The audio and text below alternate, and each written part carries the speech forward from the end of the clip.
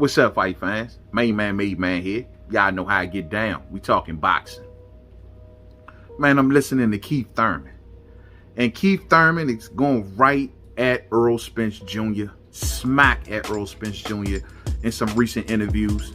And he's saying that Errol Spence Jr. is basically drinking a bunch of haterade.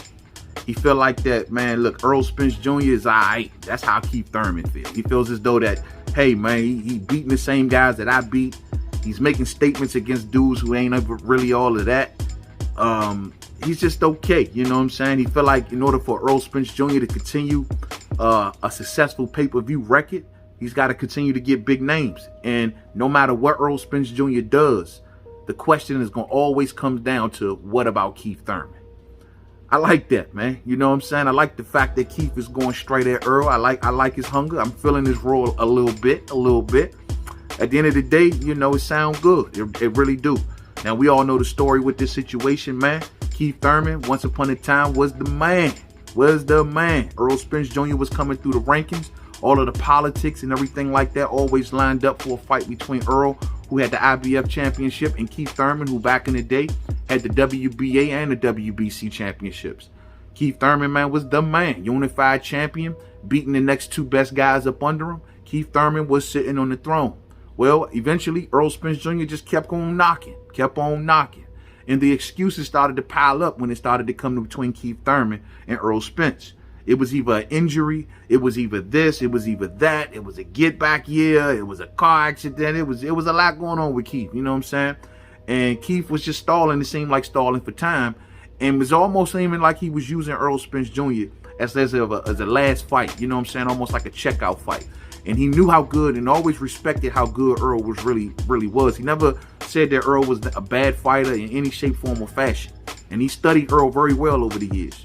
But he's never said that Earl was a bad fighter. But and you can tell with the respect level that he had for Earl that, yeah, he was going to make Earl last. And that's what I always call Keith Thurman. That's why I've always called him the final level and said that Earl had to continue to win and stick with the plan. And that's what Earl continued to do. And then it just came to a point when Keith Thurman vacated his WBC title due to, you know, inactivity. He wasn't stripped. He literally vacated that title. And eventually, you know, originally he was named champion in recess. However, when he was named champion in recess and he vacated his title, it was Sean Porter and Danny Garcia that fought for that world title. When after that fight happened, eventually Sean Porter, who beat Danny Garcia, went on to defend that title and to face Errol Spence Jr., in which he lost that title. Now, by all of that happening and Keith Thurman not fighting or defending or going back for that WBC mandatory fight that he was due to him being champion in recess, well, at this point, Keith Thurman is no longer champion in recess. He is now in the WBC rankings as of today. So he kind of missed that opportunity. Instead, Keith Thurman decided to go and face Manny Pacquiao, lost to Manny Pacquiao, losing that WBA title that he so wonderfully had, man, that he was holding on to. So he came back doing his get back here for Josecito Lopez. Didn't want to entertain Errol Spence Jr. And he was heading towards that Manny Pacquiao fight. Once he got that Pacquiao fight, it was on and popping. You know what I'm saying? Manny Pacquiao caught Keith Thurman at a good time when Keith Thurman was on relaxation time, which he shouldn't have been, because if that was a get back here, he should have stayed ready. It didn't make no sense how you in your get back here, but ballooning up in weight and gotta come on back down in weight so fast. But at the end of the day, Manny caught him at a good time, beat Keith Thurman, taking away his WBA Super Championship. Well, that was 2 years ago, fight fans. Keith Thurman has done nothing since. You dig? And even though Keith Thurman has not been beat by nobody of this era, he's been beat by Manny Pacquiao. That's his only defeat. But when it comes to Porter, Danny Garcia, Terrence Crawford, Errol Spence Jr., any of these dudes, Yordenis Ugas, none of these dudes have beat Keith Thurman. And so this makes Keith Thurman a still very, very relevant player at the welterweight division. So, granted, Manny Pacquiao did it, but Manny Pacquiao is considered a legend. Manny Pacquiao is going to possibly retire soon. At the end of the day, after Manny Pacquiao leaves, ain't nobody else in boxing beat Keith Thurman. You know what I'm saying? So, at the end of the day, that's a good thing for Keith, man, and that he got that going for him. But after all of that time has passed, due to his inactivity, this made another fighter kind of rise up. And now when it comes to Errol Spence Jr., people will prefer to see the Terrence Crawford fight before they prefer to see Keith Thurman. See, Terrence Crawford came up and kept his same energy at all times. You know what I'm saying? Came up from a lower weight class, moving up to 147, knocking out everybody in his path, calling out everybody under the sun, including Keith Thurman. Keith Thurman was the first fighter that Terence Crawford called out.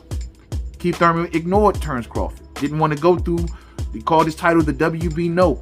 Was willing to face Jeff Horn, but when it came down to Terence Crawford, it was stop, pause, let me think about it. And so he didn't entertain Terence. So Terence just kept on winning, knocking people out, remaining the #1 pound-for-pound fighter, becoming a world champion at the weight class, and just like I say, still knocking people out. This then ginned up more fan support to want to get behind Terence Crawford and Errol Spence Jr. as opposed to Keith Thurman and Errol Spence Jr. Keith being diva and playing on his diva mode, well, this allowed Terence Crawford, who now fans believe is a super real one, to come on in and move into that lane. So now we at the point today where fans will prefer Terence Crawford versus Errol Spence as opposed to Keith Thurman. Now, at the end of the day, man, look, man, Keith can do himself a major favor here. And instead of just targeting squarely on Errol Spence Jr., he needs to look at Yordenis Ugas a bit more heavier. Now, we hear the news that just came out. We're going to talk more about this on the live stream. Yordenis Ugas got a fight schedule. He's going to be fighting on Errol Spence Jr. and Manny Pacquiao's undercard. Going to be fighting a dude named, Fabio Maidana. You know what I mean? And so this usually signals when PBC, Premier Boxing Champions, do something like this. This usually signals that they may be lining up a fight in the future. So Yordenis Ugas, who now has that WBA Super Championship that Manny Pacquiao took from Keith because Manny Pacquiao was stripped due to inactivity, and of course it was rewarded to Yordenis Ugas. Well, Yordenis Ugas has the WBA Super Championship. He got a fight schedule, which means he ain't fighting Keith Thurman. You know, and if they're going to line up Yordenis Ugas versus Errol Spence, if PBC head in that direction, well, what's going to happen with Keith Thurman? And this is what I'm saying. I mean, in order for Keith to really have a faster chance of really securing Errol Spence Jr., he's got to be in position, fight fans. Errol just don't want to fight him. Now, I tell everybody, Errol Spence Jr., before he leave 147, he got to fight either Terence or Keith Thurman. Those are his two rivals, man, of his era.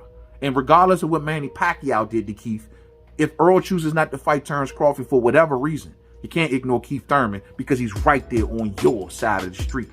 At the end of the day, y'all, I mean, look, man, all I'm saying is Keith Thurman is not, Errol Spence Jr. regardless doesn't want to fight Keith Thurman. And ain't nothing forcing Errol Spence Jr. to do it because unlike what Keith Thurman said in recent interviews about Errol Spence's and his options, not having so many options and pay-per-view options, at the end of the day, look, man, Errol do got options. He can go off and face Terence Crawford. And Errol has already signaled after this fight with Manny Pacquiao, he's going to head looking to Terence Crawford's direction to see what's up. But this is all going to be at the whim of PBC and what pretty much they want. They may want to line up Errol Spence Jr. versus Yordenis Ugas. They may want to reward Yordenis Ugas with the winner of Pacquiao and Spence. You dig? He has the world title. He is the one that's in position. He is the more desired opponent. I mean, you got to understand, Keith, the reality of the situation is these fighters don't respect you enough right now due to your inactivity. The fans ain't riled up enough behind you due to your inactivity. And these fighters just feel like they could talk to you any kind of little way. I mean, shit, Sean Porter even out here, man, talking about keep Keith Thurman away from me. And this is after Keith Thurman beat Sean Porter. Sean Porter's like, man, keep Keith Thurman away from me. And Sean Porter ain't really had nothing lined up. Errol Spence Jr. ignoring you. Keith Thurman looked bad in the public, unfortunately, by requesting, rumored to request $10 million against Terence Crawford. And that just looked bad during the situation in the world when there was no crowds and stuff. It just looked bad publicly. You know what I'm saying?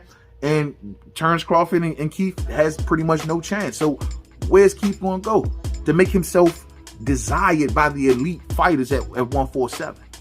The only ones who really want Keith for real, is the ones that want to make the name off Keith. I'm sure fighters like a Jerron Boots Ennis, maybe even a Virgil Ortiz, who knows? They'd love to get into fights with Keith, but Keith at this point in his career won't entertain that. And what's even more scarier is that Keith Thurman's been out of the ring for a minute. So he ain't coming back to no top tier opposition. Clearly he ain't coming back to Yordenis Ugas. So who you gonna fight? Some soft touch? We're gonna have to wait more for that. Terence Crawford may be coming to town. You know what I'm saying? If he comes to town and he comes over to the PBC side, at the end of the day, that's going to put Keith even further to the back. Keith needs to be in position, fight fans. And it needs to go squarely after Yordenis Ugas. PBC needs to make the fight. If they want to do Keith any favors. Now, Keith Thurman need to be looking at the Premier Boxing Champions like, hey, help me out. That's pretty much the best chance that Keith Thurman got. Premier Boxing Champions forcing something. Maybe Keith can gin up enough support amongst the boxing fans again to get them riled up to want that fight ahead of the Terrence Crawford fight, but he got a hell of a job ahead of him. Being inactive, not having no big name opponent in the immediate future, it's going to be tough. You feel me? And I'm just keeping it 100. You know what I'm saying? So, I mean, once upon a time, man, that's all we wanted to see was Keith Thurman and Errol Spence Jr. But when Keith lost to Pacquiao, kind of set himself back. You know what I'm saying? It really did. It hurt his career. And then remaining out of the ring even after that loss for so long really hurt his career and hurt his momentum amongst the boxing fans. So at this point, Keith, put yourself in position, knock on some doors, call up Uncle Al, press somebody out and say, look, give me Yordenis Ugas now. Because if you got that title, if you beat Yordenis Ugas for that belt, it will create a lot of momentum for Keith Thurman amongst the boxing fans. And who knows? Maybe people rile up enough and say, make the fight because there's no politics involved. Keith wants to fight. But boxing fans right now just got to believe. You know what I'm saying? Just got to believe. Right now, it's hard for me to believe. And I'm a big fan of Keith Thurman, but it's hard for me to believe when I hear you calling out Earl and not going squarely at Yordenis Ugas. Do we think that Errol Spence Jr. would just stop what he's doing and willing to face Keith Thurman after Keith Thurman put him through so much back in the day? But at the end of the day, Earl may play that way today and play that way now, but he's going to have to eventually make a decision between Keith Thurman or Terrence Crawford. I would prefer both. That's just what great fighters do. You know what I'm saying? But at the end, he cannot leave this weight class. Ain't no Canelo Alvarez, nothing, without facing Terrence or Keith. But Keith need to do himself a favor. Knock on PBC's door and press for that Yordenis Ugas fight all day. Thumbs up on the way out if you didn't hit it on the way in. Share. Rock those bells. To the next video, y'all. Peace out.